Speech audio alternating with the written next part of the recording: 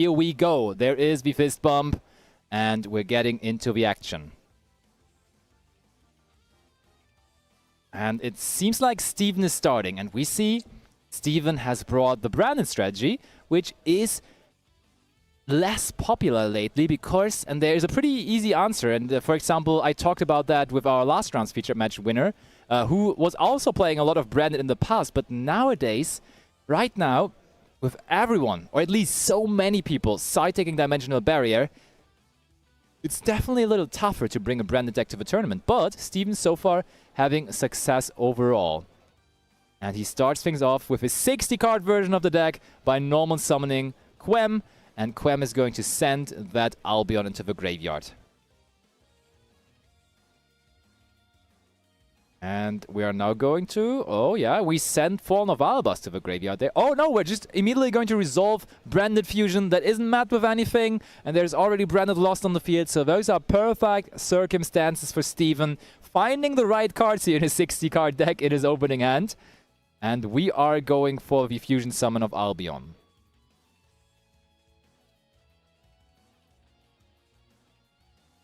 And... next up, we're of course going to trigger the search effect of Branded Loss.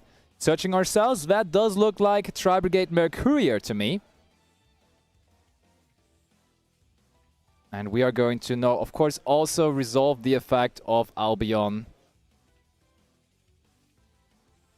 And I'm pretty convinced that this is going to end up being... Oh, okay. I was about to say this is probably going to be a Mirror Jade, but we're going into Lubellion instead. And I like that option because Lubellion now means that we can leave that Albion on the field. And leaving that Albion on the field here is going to be crucial because we want to, of course, send it to the graveyard for the Lubellion that we send to fuse it out. The thing about that, though, is that I don't think we have another target. Or let me check actually with the deck list. Is there another target for that Lubellion in the deck? And does not seem like it on the first look. It's tough to overview 60 cards, but on the first view there is no card that you could activate there anymore from the deck with that Bestial Lubellion. And Steven is not done just yet. Mirror Jade has found its way onto the field. We bring out the Bestial Lubellion. Both Lubellions have now joined the party. And Steven, yeah, not announcing the effect by the looks of it. There is no more card, but we do go into the end phase. So honestly, somewhat of a simple, somewhat of a minimalistic end field that Steven created here. But we do know the Branded deck because it has been around for a while now.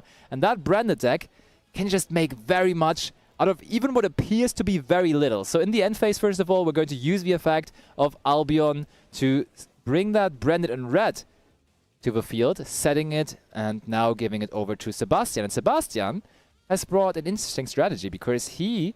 it wasn't expected from him to bring any hand interaction because his deck doesn't rely on that. He's just playing a controlled strategy, but he's playing some interesting cards in that controlled strategy. He's playing the Horus cards, first of all, of course, but besides that, he's bringing some very, very cool normal summons, and hopefully we're going to see that.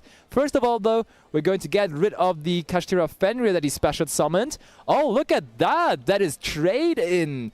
A card that I haven't seen in a while, and Trade-In is going to be used to discard the Imsadi. And we'll follow it up with the Terraforming. But yeah, I'm hoping we're going to see some of those normal summons because we haven't seen those cards in a while. And now there's... Ooh, that is interesting. So in that deck, we have multiple field spells. One of the field spells that is pretty obvious for a Horus deck is going to be the FOMS, recently released. And the other one is going to be the Kashtira field spell. And here we do go for the Pressure Planet Race Off. And we're going to grab ourselves another copy of that Kashtira Fenrir. The first one was dangerous enough for Steven to immediately get rid of it with the effect of Mirror Jade. But now the second one, for now, is going to stick to the field, and it's also going to resolve its effect to search, and we are going to search ourselves a copy of Kashtira Rijswijk from our deck to our hand. Also, the only copy of Kashtira Rijswijk in our deck. This is a one-off here. Let's see what's next. I think Sebastian has a pretty interesting game plan here. He's playing plenty of very, very cool cards that you don't see in a lot of different decks. He's, for example, playing Rainbow Bridge of Salvation as an additional way to bring out field spells from your deck. Sorry, my brain was freezing for a moment. But now, that does look like we are going to go into our extra deck, summoning out a rank 7. Usually you see this card in pure Kashtira decks, but now we're also going to see this card here for Sebastian and his Horus control strategy. On that, and that is Big Eye, and Big Eye is going to use its effect, but that effect is going to be negated by Tri-Brigade Mercurier there. And now he's considering the options. So, honestly, if I would be playing against Sebastian there for the first time, I would be like, okay, this looks like a pure Kashtira deck to me, but now there is the activation of the field spell, the Horus field spell, which would then be my surprise moment. To be fair, he started with trade-in discard Mseti, so probably the surprise factor was already out. But in general, that surprise factor wasn't here in the first place, because Steven and Sebastian, as I was saying earlier, are testing partners. They prepared for this event together, and therefore that info already was available to Steven, and he knew those Horus cards were coming at some point. But now it's on Steven. We are going to use the effect or activate the branded in red. We're going to fuse together with that Mirror Jade there, apparently. And what are we going for? Is this just going to be Dragostapelia, maybe? Oh, okay. That was all the fodder for a Guardian Chimera. So that is, of course, even better. And Sebastian has no way to respond to this, as Branded Lost is face up on the field, and therefore we can trigger the effect of Guardian Chimera, protected from that Branded Lost window where your opponent is not allowed to respond on the summon or do anything basically on the summon of your monsters, of your fusion monsters specifically. And now we're going to search a card with Branded Lost, and we're going to destroy and draw cards as well with that Guardian Chimera. The also powerful Guardian Chimera versus any kind of control strategy. And Sebastian is playing that Horus control strategy here. Guardian Chimera is just a powerhouse. You want to see that card. You want to summon that card against control strategies because it just trades so well. And as we see, it is going to destroy the field spell plus the Horus monster that Sebastian summoned out there. And that is a Lava Golem coming now, though. Alright, Sebastian wasn't done yet. So far, only special summons have been made by him, so no normal summon, and therefore easily access to the Lava Golem. And all of a sudden, Steven doesn't look like he has anything to offer, and there now is Typhon coming down as well. And I love this interaction. For example, we had that in the Runic Sprite format, where Runic Sprite was like a really, really powerful deck. There, you could just, for example, with Wind Up Kitten, put the Lava Golem back to your hand. But now, we can just put that Lava Golem back to our own hand with that Typhon that we just summoned. That's pretty insane. Look at that. Just give it back to me. I will have it. You have no more field, but I can just go into the end phase. I mean, before that, we set one card. That one set card could be super, super, super impactful, though. Because in his deck, he's still running powerful trap cards. He is, for example, running There Can Be Only One, but also he is running Skill Drain. So that card there might be very, very good. But let's see, Sebastian, is he thinking to immediately activate a card here? He could. I mean, in general, though, Typhon is pretty good against branded decks, because that, for example, means we cannot activate the effect of Mirror Jade anymore. Branded opening. Ooh, okay. That is instead going to be... That is instead going to be the way of summoning out the Duamutev there, I believe.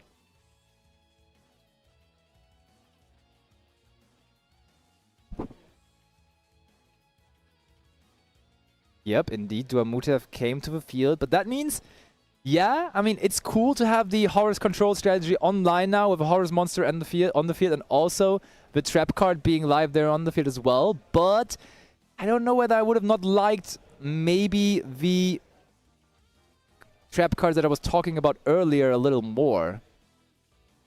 I don't know whether this one is going to be enough.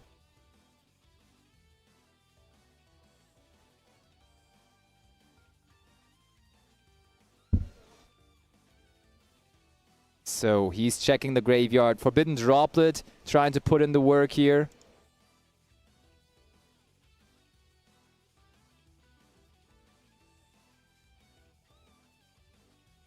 And Steven Continuing maybe here. Typhon still sitting there. And branded fusion again. Steven has set himself a goal here in this featured match. And that goal is to activate branded fusion on every turn possible. And we are now 2 out of 2 here for this featured match. And this might as well be the last turn of this duel, as that branded fusion is going to enable him to do a lot of things. And all of those things are going to be protected still by the permanent effect of branded lost here. And we go on. We send a Despian Tragedy this time. Summon out Lubellion again. Lubellion is going to trigger with discarding. Ooh, that looked like Allure of Darkness to me. That is, of course, a throwback to the past. We see both players playing pretty original draw cards, I want to say. Because Steven, even though he's just discarding it here and not using it, is playing Allure of Darkness. Of course, one of the cards back in the day from Phantom Darkness. Super old card, but still very valid. And on the other hand, we have Sebastian running Trade-In, which he also resolved on his turn. And look at these two. They're friends, as we said, testing partners. They're just enjoying their time here on stream. They're having a good time, chatting with each other. And now Steven is going to continue his branded gameplay. Yep, we're going to use Mirror Jade there. Together with the... Okay, so alright, I see. So we confirmed to our opponent that we do play 2 Mirror Jades. So there was another Mirror Jade in our extra deck that we could summon here. And then we summoned out the second one. And on we go. Are we going to be able to put up enough monsters here? But that's what I'm asking myself. Because we really, like, we have the same problem as always. Against controlled strategies, you just cannot allow yourself to have the game going for super long, because at some point, as the name suggests, they're just going to take control of the game, and therefore you should probably be trying your best to end this as quickly as possible. All right, but this ain't it just yet. Steven keeps on going. He now uses the effect of that Mirror Jade that he just summoned. He's going to send 1 card to the graveyard for cost, obviously, which here in that case is going to be Alba Lenatus, and the effect is going to banish that Typhon from the field now. We did previously negate Typhon with the Forbidden Droplet, and therefore we can now freely activate all of those effects and the Mirror Jade as well. Next up, Cartesia is coming to the field. Does he have enough here to go for game in just this turn? That is the important question. And we use the effect of Cartesia now as well, fusing away the Cartesia itself plus that Lubellion there. And we are going to make a Granguignol out of those two. Granguignol, of course, now on the summon, being able to send 1 card either from the extra deck or from the main deck to the graveyard. And it seems like Steven has decided the main deck is going to be what we're grabbing and what we're going to use for that effect. And what are we sending? I mean, he already is pretty set up. Yeah, he has a look there. And I mean, we already went through the Despian Tragedy. We already went through the Lubellion. So we're just going to send Bestial Saron here. But Bestial Saron, of course, is going to send Branded Retribution. So I like that. That's a good way of dealing with things. And that Branded Retribution can now, of course, keep the cycle going. Maybe give him another turn of activating Branded Fusion. Or, as we have in the last turn activated Branded in Red, get ourselves a copy of Branded in Red here from the graveyard, which could help him extend even further here in this turn even. Where are we going? Which way is the right way here for Steven? He's definitely thinking this through, that's for sure. He's making sure to just... oh, okay, we're in the battle phase. And as far as I'm concerned, that is not enough damage that he's going to be able to put up here. So Sebastian is going to have the pleasure of another turn. And yeah, as I said, every control deck loves getting turns, loves staying in the game for longer. Branded Retribution now being used, recycling the Branded in Red. Yup, successfully did so. So you might think, hey, we could still be in battle phase when we use Branded in red and we summon out another fusion monster which then would be able to attack. But no, Branded in red, of course, prohibits the monster that is summoned through that effect to attack directly that turn, and therefore that would have not been an option for him.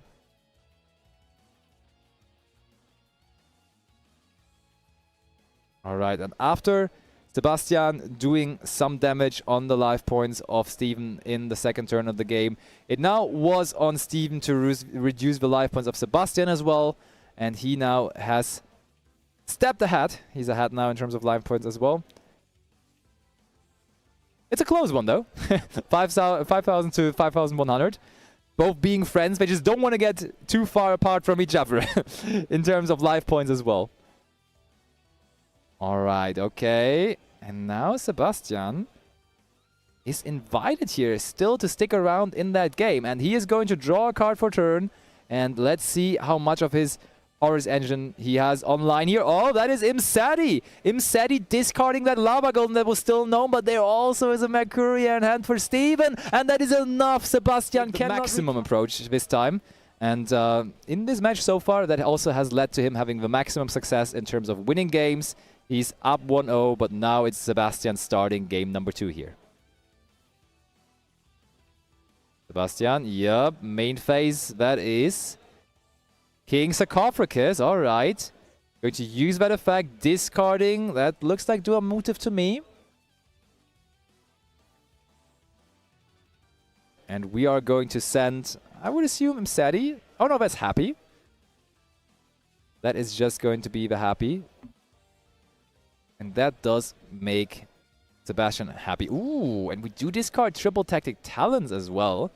Meaning we want to send another Horus monster from our deck. And now I'm pretty sure that is Duamutiv that now has found its way into the graveyard. But that was like, sure, we now have 3 Horus monsters in our graveyard. And we are showing that to Steven as well by summoning out all of them right now. But on the other hand, we also had to give up a couple of cards from our deck for that, from our hand even. But, I mean, we are about to get some new cards because we just summoned out Coach King Giant Trainer. Oh my! And did you see what he just revealed there?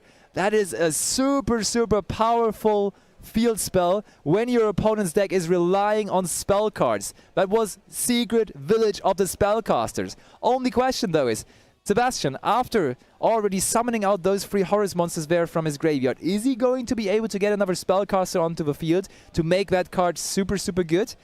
I mean, it certainly was a good hit there as the first card coming through there. And there is the normal summon I was anticipating the entire time. There is the normal summon, probably was just picked up through the effect of the Coach King Giant Trainer. Gen and Ken making an appearance again. Look at that. We are giving our opponent a monster, Gen summons out Ken, and we are... Now that we know, now that we got to Gen and Ken, it would have been cool to have that talent still in hand, but we discarded that earlier on for the effect of King Sarcophagus. But honestly, quite unique, quite cool take here by Sebastian to include Gen and Ken into his main deck. We are also now going to summon out that SP Little Knight. And SP Little Knight now banishing our own monster that we gave our opponent. And we did not have enough field spells yet. After already getting to that Secret Village of the Spellcasters, we are now going to resolve Terraforming to get another field spell. Okay, grabbing ourselves the Horus field spell there. Makes sense. But now we have to decide, do we want to keep the Horus field spell around or do we want to keep Secret Village of the Spellcasters around? That's the real question here. Okay, we do go for the Horus field spell first. Maybe we're going to later on then replace it by... Okay, yep, that is going to be the search there, of course, first of all, of Horus, the Black Flame deity. Even that one is being played here in that version of the deck. Yep, quick read. Even though they tested so much together with this, that one has to be given a quick read. Even amongst friends, you need to be sure what every card of your opponent does. And I mean, when they're reading it, we may as well take a quick look at Horus the Black Flame Deity as well. If you control a Horus monster and King Sarcophagus, you can reveal this card in your hand, then send one card from your hand or field to the graveyard to send one card on the field to the graveyard as well, which is pretty good, honestly, because it's kind of comparable to Eldritch the Golden Lord. Okay, we now send Imseti from our deck as well. I think we have found a way to get a spellcaster onto the field, because Imseti, if I am not mistaken, has not been summoned out yet. There it is, Imseti coming to the field. Pretty sure we're going to replace our field spell. There it is, for a Secret Village of the Spellcasters. And that is also being paired up with another set card, and that's Secret Village of the Spellcasters. Against such a spell-reliant deck. Let me quickly count. 60 card deck in total, and there is, I want to say, at the very least, half of his cards in the main deck being spell cards. That is going to be quite the task. But we open up a way to... Oh my! We open up a way to fusion summon anyhow with the Cartesia. But that summon of Cartesia immediately being negated by Solemn Judgment. And both are giggling. These cards are good going first. These cards are going second. I honestly do not really mind whatever I'm playing against. I'll just bring in my good cards, whatever it is, going first or going second. Friendly Fist Bomb before that third game between friends, and we're starting things off. Does Steven activate Branded Fusion again, is the question. And the answer is, first of all, a spell card that is not Branded Fusion, and it is Gold Sarcophagus instead. Gold Sarcophagus. Back in the day, you would use this card to wait 2 turns to maybe get your Future Fusion, or maybe get... Heavy Storm you were waiting for so long against the back row deck. But now, nowadays, of course, it's usually used to immediately banish a monster that can trigger its effect. In that case, that's going to be Tri-Brigade Mercurier. Mercurier is going to activate its effect when it is banished to search yourself a copy, I would assume, of Albion, the Shrouded Dragon here. Yep, indeed, that's the one we're searching. That is a good start, because... even if there is not Branded Fusion yet, it might be our way into Branded Fusion eventually. And yeah, we are going to use the effect. We're going to send one card as cost from our deck to the graveyard. And which one are we going to send? Because, like, it sounds like a cost. You just send one card and you are then getting the reward of drawing into...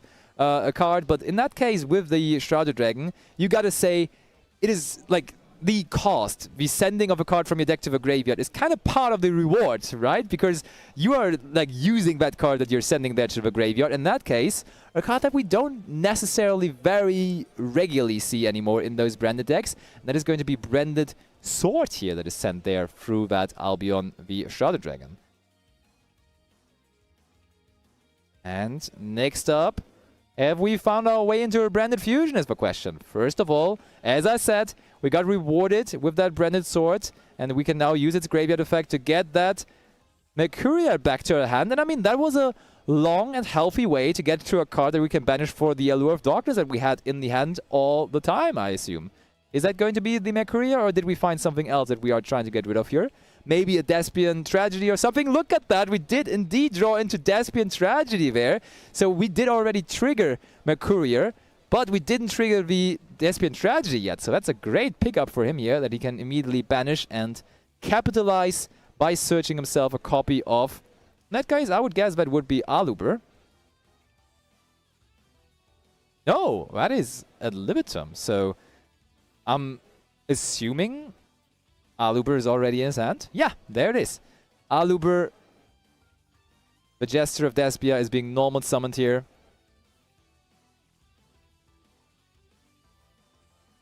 And we're going to grab ourselves a copy of the card that the entire deck is centered around. The card that makes this deck so good. The card that is going to be resolving here, because no Ash Blossom and Joyous Spring is being activated in response to this. It is Branded Fusion. That's why this deck is called Branded. That's why this deck is consistently being successful at big tournaments. And this is why Steven right now is grabbing his extra deck to summon out a fusion monster, which is most likely going to be Albion. Again, all the Albions coming in here. We have the main deck Albion. We have Albion the Shrouded Dragon. We did not see the Sanctifier Dragon yet, but maybe that one is coming here now as well.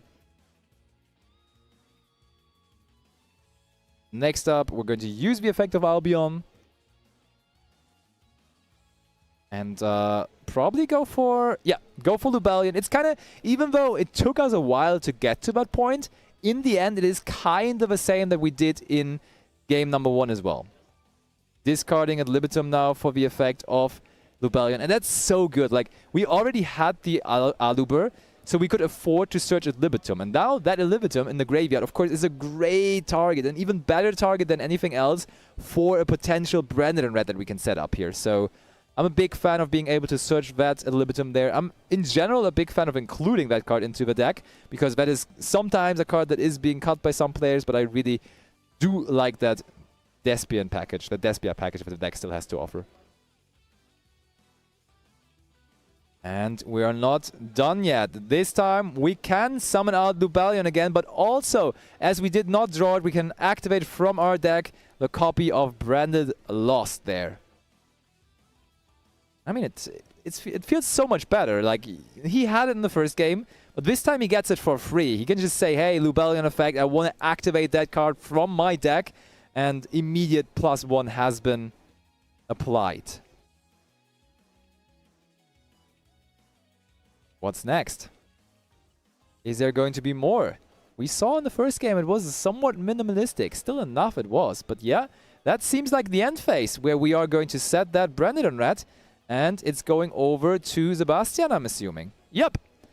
Over it is. And Sebastian is smiling when he picks up that card for turn. Is that an indicator that he drew like a really, really, really impactful card here? Or one that he didn't want to see? Okay, Fenrir again. And that's why they're smiling. Sebastian is like, I'm going to do the same thing that you are doing. You are activating Branded Fusion every turn. I'm trying to summon Kashtira Fenrir every turn in my deck. So both of them having a challenge here, besides the actual match, besides winning the match. Okay, no response to the summon of Fenrir this time. We activate the Foolish Brutal Goods next. Yeah, I was talking about that card earlier on, and here it is. That is going to be the Crystal Beast... Rainbow Bridge of Salvation. For a second I lost the name, but the Rainbow Bridge of Salvation can banish itself from the graveyard. And you will be able and rewarded with... Oh. Kashtira Rijswijk somehow is finding its way there into the hand. Okay, so I'm now understanding what is happening. I was just like, first card grabbing is going to be the Rijswijk, but it was Chainlink 1 Fenrir, Chainlink 1 Rainbow Bridge of Salvation being chained, meaning we could search out the Crystal Beast Rainbow Dragon, but also we could search ourselves a copy of the field spell and that Kashtira Rijswijk that was searched off of the Kashtira Fenrir. And I mean, that was pretty decent card advantage right away. We traded... Okay, yes, we have the Lava Golem again. We're kind of playing the same game that we did in game 1. In game 1 it wasn't enough, but maybe this time it is enough. Because we now also have access to the field spell, which I don't think we had in that first game. Lava Golem taking care of 2 monsters.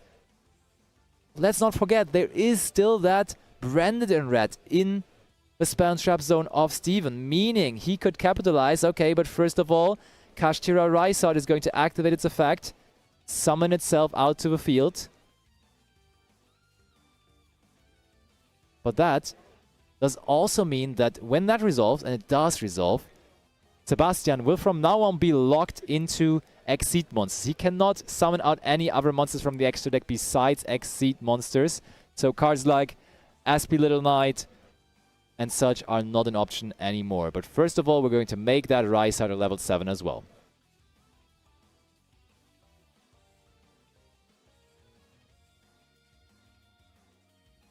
But Sebastian, does he have more? So far, Steven does not even seem scared of what's being put up here. He did not even consider to activate Branded Red yet. But that's Flare Metal Dragon being summoned there. And Flare Metal Dragon certainly is an interesting decision there. I was maybe expecting Big Eye to come down again, but on the other hand, what are you really taking there with Big Eye? Therefore, maybe that is the way to go here with the Flare Metal Dragon. And now that card makes Steven think. That card makes Steven think on whether he wants to just go after this Flare Metal Dragon now, because if we let that Flare Metal Dragon attack and then let Sebastian get into the main phase 2 with it being still on the field, of course, with so many Exceed monsters in our deck, or in our extra deck rather, Sebastian has included Zeus as well. So we definitely, at the very latest in the battle phase, have to think about that possibility, and we definitely have to make sure that Flare Metal Dragon is being taken care of. And next up, what's next? We activate the effect of Imseti. And we discarded Nibiru for it. Oh, look at that. We are bringing in some hand interactions from our side deck. There's 2 Nibirus in a side deck. So even though in game 1 you don't really have to fear anything against Sebastian, then in game 2 and 3 you might look out because there might be a couple of hand interactions coming your way. So Imseti grabbing 1, drawing 1. Fantastic cards. Now coming back to the field. There technically is no King Sarcophagus on the field, but the field spell is treated as King Sarcophagus, and therefore we can just bring out the Imseti there. Activate King Sarcophagus, and Steven is really waiting very, very long, but he has now figured it is time to activate Branded in Red, targeting at Libitum. Is there a response? No, there is no response. Or is there? No. Okay, we do get that at Libitum to the hand. We do use both of our monsters on the field. One of them, of course, belongs to Sebastian. Fusing our way into, once again, Guardian Chimera. Guardian Chimera can now trigger also, yep, it will be Chaining 1. Chaining 2 will also be at Libitum. I wouldn't be surprised if Branded Loss would be Chaining number 3, and that's how it is. And as we know, there's no way to respond to that in the first place because of Branded Loss being on the field.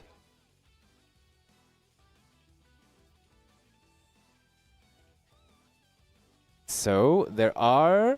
Okay, yeah, what's really important here is they are writing down life point damage as Sebastian has set up Flare Metal Dragon there on the field already. And that means, of course, every effect that is activated will cost Steven 500 life points. And when you look at the clock, you can see that there is less than 8 minutes left in this round. And therefore, maybe Sebastian, even though that Guardian Chimera looking good here right now, maybe that is a way for him to still have a shot at winning this third game, or this entire match, rather.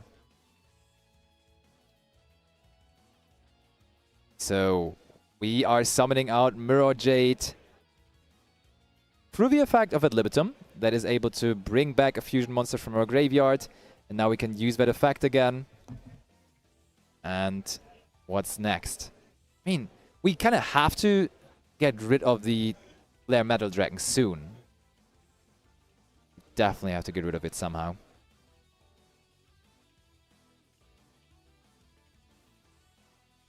Oh, we decided to get rid of King Sarcophagus and the field spell. So Steven has decided the monsters that are already on the field are no problem for me. The only problem I have is with the King Sarcophagus and the field spell constantly being around, giving them an opportunity to just summon out more and more and more monsters. So, therefore, okay, there is Lava Golem now again, though. Number 2 comes there, and we have Desires as well. So Sebastian keeps on going. The second Lava Golem, clearing the second Mirror Jade as well. There is now a Lava Golem sitting on the field, and apparently nothing else that Steven could do. He needed to use that Mercuria negate from his hand on the effect of Imseti on the field, and that Desires might now draw into really powerful cards, not gonna lie. And we already have 2 big monsters on the field. Life points of Steven are already diminished due to the burn effect of that Red Eyes Flare Metal Dragon. Or that Flare Metal Dragon, rather. And now, this could be enough, honestly. Let's see. Typhon coming down over the Imseti. We're going to detach the Imseti. Get that Lava Golem back to hand. Oh, Sebastian lost this trick. Just recycling it over and over again. Back to the hand they go. Sebastian, I think saying, if I have calculated correctly, this might just be game. And even if it is not game, even if he's not attacking for the remaining life points here, that Flare on Metal Dragon on the field is going to be a lot. And yep, he's pointing it out. There is the fist bump. Sebastian